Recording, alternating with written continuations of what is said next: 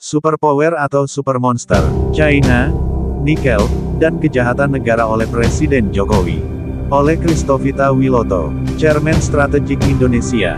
Pengkhianatan Presiden. Sejarah akan mencatat bahwa di era Presiden Jokowi, tahun 2014 sampai tahun 2024 terjadi pengkhianatan terbesar terhadap kekayaan bangsa, ekspor ilegal nikel bernilai ribuan triliun rupiah ke Tiongkok. Bukan hanya pejabat rendahan yang terlibat, tetapi Presiden Jokowi sendiri, bersama Luhut Binsar Panjaitan, Bobi Nasution, Gibran Rakabuming, Kaesang Pangarep, bahkan Iriana Jokowi, semuanya masuk dalam lingkaran kejahatan sistemik ini. Nama kapal Tongkang, Iriana, dan JKW, yang digunakan untuk mengangkut nikel ilegal adalah bukti kuat keterlibatan langsung. Negara ini dirampok dari dalam.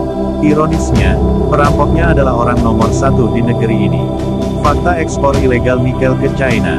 Ekspor ilegal nikel Indonesia ke China telah berlangsung sistemik. Data menunjukkan sejak 2014, ratusan juta ton biji nikel dikirim tanpa pelaporan resmi ke negara tujuan.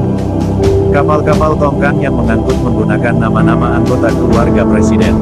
Tidak ada bea ekspor, tidak ada pencatatan di laporan perdagangan resmi. Total kerugian negara ditaksir mencapai ribuan triliun rupiah dalam satu dekade terakhir. Negara tidak mendapatkan royalti, pajak, ataupun dividen dari kekayaan alamnya sendiri. Luhut dan China Connection. Luhut Panjaitan menjadi aktor utama di balik kemesraan ekonomi dengan China.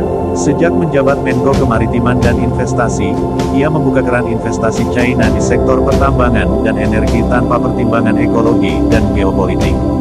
Perjanjian jangka panjang penambangan nikel tanpa kontrol pemerintah.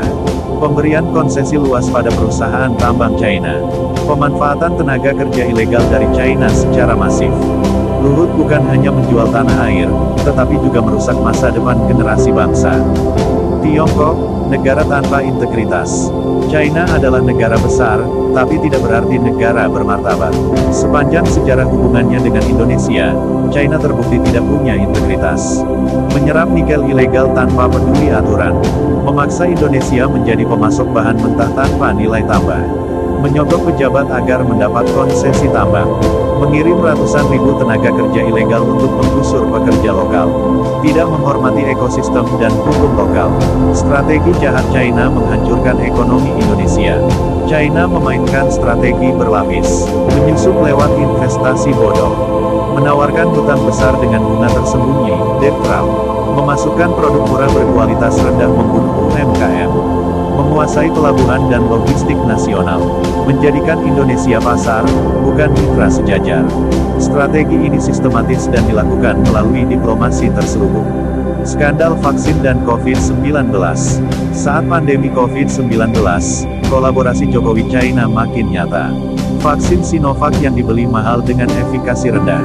Alat tes dan APD yang diimpor dari China dalam jumlah besar, tanpa transparansi. Dugaan kong-kali-kong antara pejabat Republik Indonesia dan distributor alat kesehatan China. Kesehatan rakyat dijadikan proyek bisnis kotor. China adalah super monster, bukan superpower. Dunia harus sadar, China adalah kekuatan ekonomi besar tapi tidak beradab secara etis. Bukti-bukti. Di Sri Lanka, China jebak negara lewat proyek pelabuhan Hambantota. Di Pakistan, proyek Belt and Road berakhir utang tanpa pertumbuhan. Di Afrika, eksploitasi tambang tanpa peduli kerusakan lingkungan. Di Amerika Latin, produk murah China hancurkan industri lokal. Indonesia hanya salah satu korban. Dunia harus bersatu melawan kejahatan terstruktur China. Tanggung jawab Presiden Jokowi dan keluarga. Semua kejahatan ini tidak bisa dilepaskan dari kendali Jokowi. Dialah yang memberikan akses khusus pada China. Dialah yang membiarkan keluarganya mencaplok proyek-proyek negara. Dialah yang menekan media agar bungkam. Bobi, Gibran, Kaesang, dan Iriana bukan hanya keluarga, tetapi juga eksekutor bisnis gelap ini. Tuhan tolong dunia, selamatkan Indonesia. Kita sudah terlalu lama dibutakan oleh propaganda pembangunan. Padahal, pembangunan itu dibangun di atas kehancuran alam dan pengkhianatan. Doa rakyat Indonesia hari ini. Tuhan, tolong dunia agar jangan terus jadi mangsa monster China. Tuhan, bangkitkan pemimpin jujur yang tidak menjual bangsanya sendiri. Lawan super monster ini, China hari ini bukan pemimpin dunia. Ia adalah super monster dalam ekonomi, eksploitasi, politik, intervensi, militer, ancaman wilayah, ekologi, kerusakan besar-besaran, etika, tidak punya moral dalam kerja sama internasional. Indonesia harus bangkit, rakyat harus melawan, dunia harus membuka mata. Jangan biarkan naga merah ini terus menelan harapan anak bangsa.